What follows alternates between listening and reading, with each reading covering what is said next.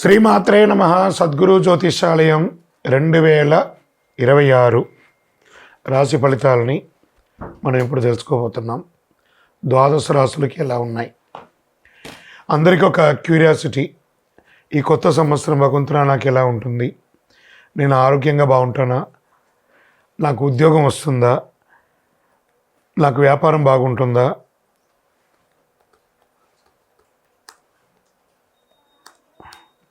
నాకు real estate బాగుంటుందా?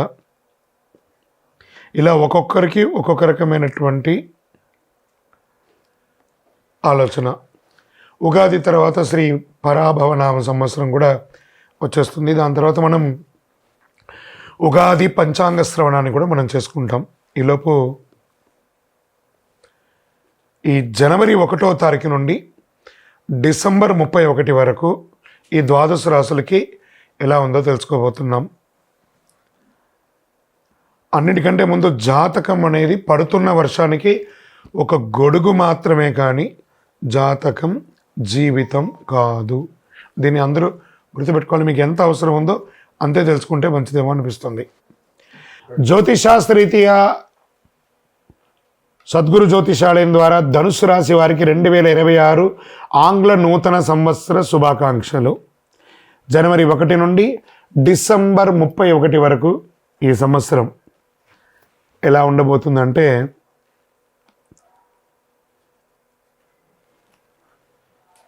పూర్తి దృష్టి మీ ధనుసు రాశి వారి మీదే ఉంది. ఎందుకంటే అర్ధాష్టమ శని ఉంది. జీవితంలో జరగాల్సిన ముఖ్యమైన విషయాలన్నీ సెట్ అయిపోతాయి. ప్రస్తుతం మీ పైన పూర్తి గురుదృష్టి ఉంది. అందుకే దేవుడి కృప, అవకాశం, గుర్తింపు అన్ని మీపై వస్తుందని చెప్పచ్చు. ఈ కాలంలో ధనుసు రాశి వారికి వివాహం కాని వారికి వివాహం, సంతాన ప్రాప్తి, ప్రేమ సంబంధాలు స్థిరపడతారు, కుటుంబ జీవితంలో సంతోషంగా మారుతారు, వ్యాపార అవకాశాలు, బయటి ఊరి విదేశీ ప్రయాణాలు, అక్కడే సెటిల్ అయ్యే అవకాశాలు, అప్పులు తీసుకున్న వారికి అవి క్లోజ్ చేసే అవకాశాలు, పంచాయతీల వివాదాల పరిష్కారాలు, జీవిత భాగస్వామికి మంచి గుర్తింపు, 2వ సంతాన యోగం, ఇవన్నీ జూన్ లోపలే సెటిల్ అయ్యే అవకాశాలు చాలా ఉన్నాయి. జూన్ తర్వాత గురువు 8వ స్థానంలో మారడం వల్ల భయపడాల్సిన అవసరం కాదు ఇది, కానీ అర్థం చేసుకొని జాగ్రత్తగా ఉండాల్సినటువంటి సమయం జూన్ తర్వాత. అనుకోని సంఘటనలు, ఖర్చు పెరగడం, మార్పులు ఎక్కువగా రావడం, కానీ డబ్బుకు మాత్రం లోటు ఉండదు. ఏ రకమైనటువంటి ఖర్చులు వస్తాయి? పిల్లల చదువు, పిల్లల ఆరోగ్యం, ఇంట్లో మహిళల కోసం వైద్య ఖర్చులు, ప్రయాణ ఖర్చులు, ఇవన్నీ శుభ వ్యయాలు ధనుసు రాశి వారికి అని చెప్పచ్చు. ఏ రంగాల వారికి ఎలా చూసుకుంటే, వడ్డీ వ్యాపారం చేసేవాళ్ళు, banking sector, second hand gold వ్యాపారం, పంచాయతీ ద్వారా లీగల్, లిటిగేషన్, డాక్యుమెంటేషన్, సెటిల్మెంట్, వీరికి అద్భుతమైనటువంటి లాభాలు వచ్చే అవకాశాలు చాలా ఉన్నాయి. గురువు 8వ స్థానంలో ఉన్నప్పుడు భార్యాభర్త సంబంధంలో ప్రత్యేక జాగ్రత్త అవసరం జూన్ తర్వాత. ముఖ్యంగా పురుషులు చాలా వరకు జాగ్రత్తగా ఉండాలి. ఎందుకంటే చిన్న మాట పెద్ద సమస్య కావచ్చు. సంబంధాన్ని కాపాడుకునే ముఖ్య అవకాశం పురుషులదే ఉంటుంది కాబట్టి జాగ్రత్త పడండి. ఆరోగ్యంగా తరచూ ఇంజెక్షన్స్, గ్లూకోజ్ బాటిల్స్ ఎక్కించడం, చిన్న చిన్న ఆపరేషన్స్ చేయడము, హాస్పిటల్ చుట్టూ తిరగడము, ఇవన్నీ క్రమంగా తగ్గిపోతాయి. ఇంకా ఆర్థికంగా క్రెడిట్ కార్డు క్లోజ్ చేయడం, హోమ్ లోన్స్ క్లోజ్ చేయడం, అధిక వడ్డీ అప్పులు క్లోజ్ చేయడం, హెల్త్లో పెద్ద ట్రాన్స్ఫర్మేషన్ ఉంటుందని కూడా చెప్పచ్చు. డబ్బులు చేతిలో నిలుస్తుంది, ముఖకాంతి పెరుగుతుంది. వాస్తవానికి చెప్పాలంటే సహజమైన అందం పెరుగుతుంది. మేకప్ లేకుండానే మీ ప్రత్యేకమైనటువంటి వెలుగు మీ ముఖంలో కనిపిస్తుంది. ప్రత్యేకంగా సినిమా రంగం వారు, టీవీ రంగంలో ఉన్నవారికి బయట ఊళ్ళో లేదా విదేశాల్లో ఇల్లు ఇన్వెస్ట్మెంట్ సక్సెస్ అయ్యే అవకాశాలు ఉన్నాయి. బ్రాండ్ న్యూ కార్ కొనే అవకాశాలు ఉన్నాయి. వృత్తి వ్యాపార పరంగా కమర్షియల్గా గొప్ప మార్పులు వస్తాయి. ఇంకొకసారి రికమెండేషన్, జూన్ తర్వాత మళ్ళీ హెల్త్లో ఇంకొక చేంజ్ అని కూడా చెప్పచ్చు. ఛాతీలో బ్లాక్, కొలెస్ట్రాల్, ఊపిరితిత్తుల సమస్యలు, స్టంట్స్ వేసే అవకాశాలు ఉన్నాయి. జాగ్రత్త పడండి.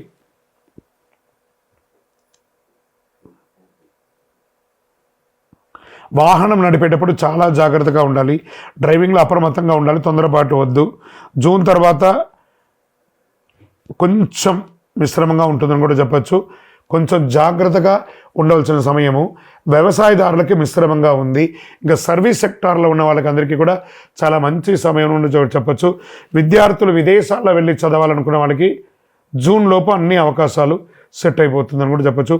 ఓవరాల్ ఈ ధనుసు రాశి వారికి మిశ్రమ ఫలితాన్ని ఇస్తుంది కాబట్టి జాగ్రత్త. నవగ్రహాలకు ప్రతి శనివారం 19 ప్రదక్షిణాలు చేయండి. మీ వయసు ఎంత ఉందో అన్ని దీపాలను మీ ఇష్టదైవం కులదైవానికి దీపం వెలిగించండి. అన్ని రకాలుగా అనుకూలం జరుగుతుంది. మీ యొక్క వ్యక్తిగత జాతకం తెలుసుకోవాలనుకుంటున్నారా? మా దగ్గర అపాయింట్మెంట్ పొందాలనుకుంటే మీ పేరు, date of birth, time of birth, place of birth WhatsApp చేయండి.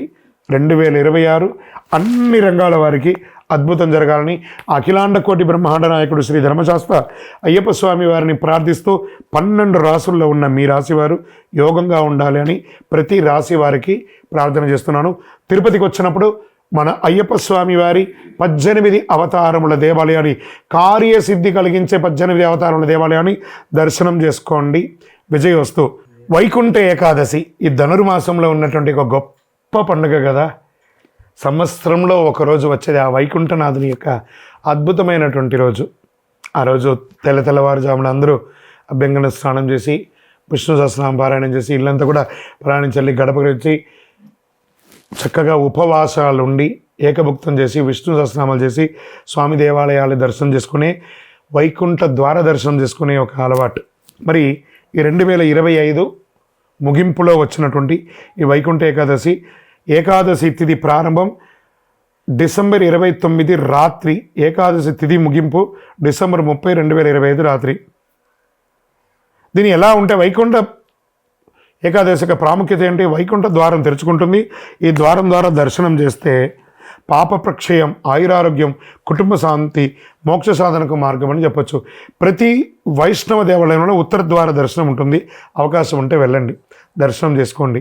ఆ మొలహోర అని చెప్పి ఆ మిరియాలతో చేసినటువంటి ఒక కట్టపొంగల్ లాంటి ఒక ప్రసాదం ఇస్తారు.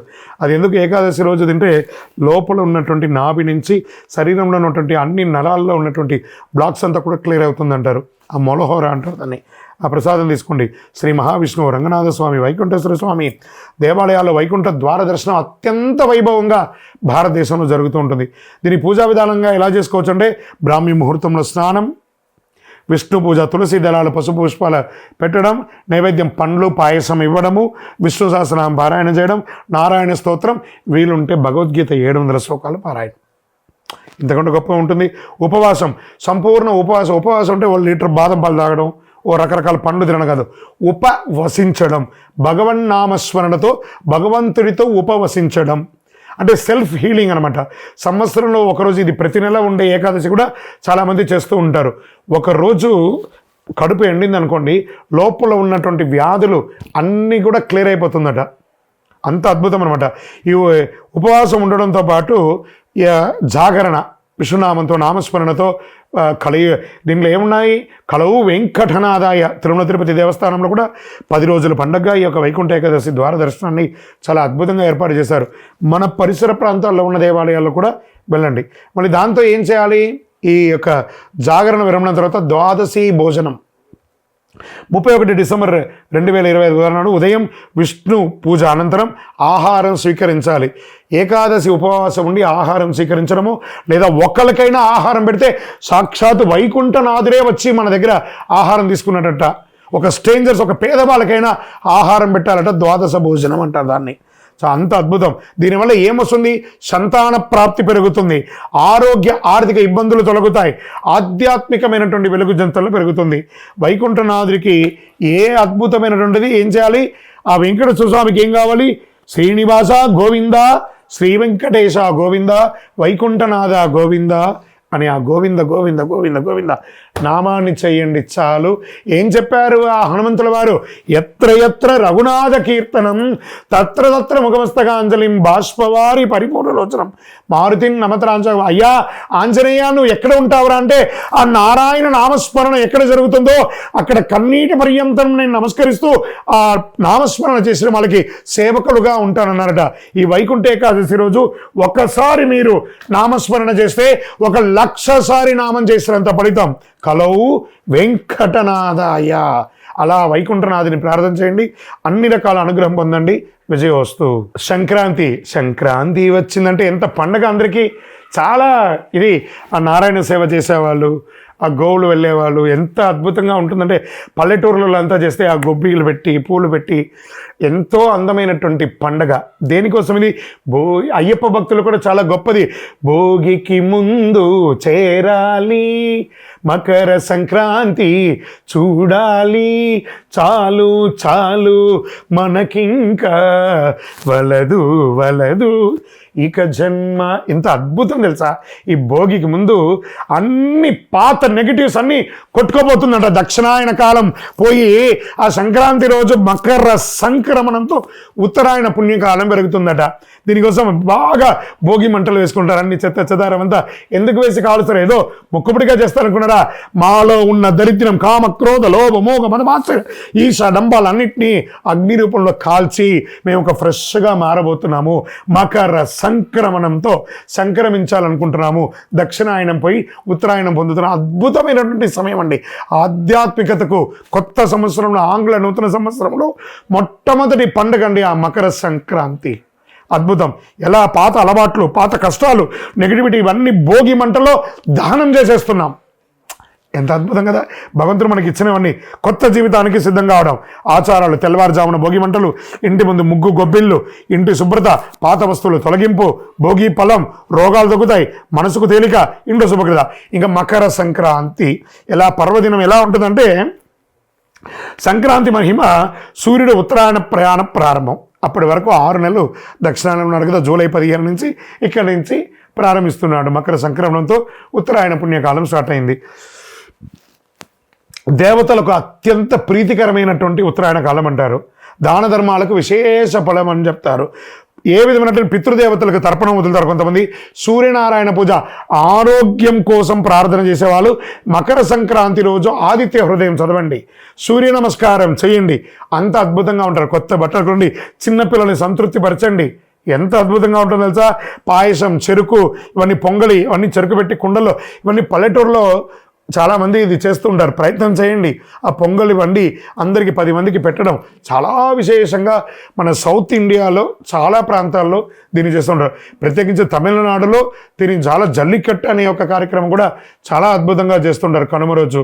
ఈ సంక్రాంతి పండుగ చాలా విశేషంగా ఉభయ తెలుగు రాష్ట్రాల్లో కూడా చాలా చోట దీన్ని చాలా గొప్పగా చేస్తూ ఉంటారు. మరి ఈ యొక్క రోజులో ఏం దానం ఇవ్వాలి? బెల్లం దానం ఇవ్వాలి, నువ్వులు దానం ఇవ్వాలి, నువ్వుల ఉండ తినాలి. మనమందరం కూడా ప్రాంతీయ పద్ధతి ప్రకారం పతంగులు, గాలిపటాలు ఎగరవేస్తాం మకర సంక్రాంతికి. చాలా ఒక అన్నదమ్ములు, అక్క చెల్లెలు, భార్యాభర్తలు, పిల్లలు, బిడ్డ, అల్లుడు కలిసి కట్టి ఆనందంగా సంబరంగా చేసుకునే ఒక మహత్తరమైనటువంటి పండుగ ఏదైనా ఉందంటే సంక్రాంతి. మకర సంక్రాంతి, మకరుడు మారుతున్నటువంటి సంక్రాంతి. ఈ కనుమ పండుగ వచ్చేసింది అనుకుందాం. కనుమ ప్రాముఖ్యత ఏంది? వ్యవసాయదారులకి. అంటే ఒక దున్నపోతు ఉంటుంది సరా, దాన్ని కొట్టి కొట్టి దున్ని దున్ని దున్ని దున్ని కట్టబెట్టి దున్నుతూనే ఉంటారు. దున్నపోతు కూడా ఒకరోజు వస్తుందంటారు చూస్తారా, కనుమండి.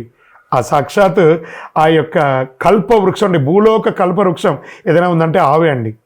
ఆ ఆవునికి చక్కగా పూజ చేసి, ఆ చక్కగా అలంకారాలు చేసి, ఎంత అద్భుతంగా కనుమ భోజనం చేయడము, అందరిని పిలిచి సమబంతి భోజనం చేయడము, పశువులకు అలంకరణ చేయడము, ఆ పశువుల్ని కులదేవతగా ప్రార్థన చేయడము, హారతి ఇవ్వడము, పూజ చేయడము, ఆకుకూరలు, పండ్లు అవన్నీ కూడా తినిపించడము, పశు వ్యాభివృద్ధి దాన్ని చేయడం వల్ల పశు సమృద్ధి పెరుగుతుందట, పాల ఉత్పత్తి పెరుగుతుందట, వ్యవసాయం పెరుగుతుందట. ఇవన్నీ కూడా అంత అద్భుతమైనటువంటి కనుమ రోజు ఆ యొక్క ఆవులకి, దొడలకన్నిటి కూడా చక్కగా ఇదేనే జల్లికట్టుగా కూడా చాలా అద్భుతంగా చేస్తుంటారు. భోగి చెడును వదలడం, సంక్రాంతి శుభాన్ని ఆహ్వానించడం, కనుమ కృతజ్ఞతగా జీవించడం. ఈ 3 పాటిస్తే జీవితం సమృద్ధిగా ఉంటుంది.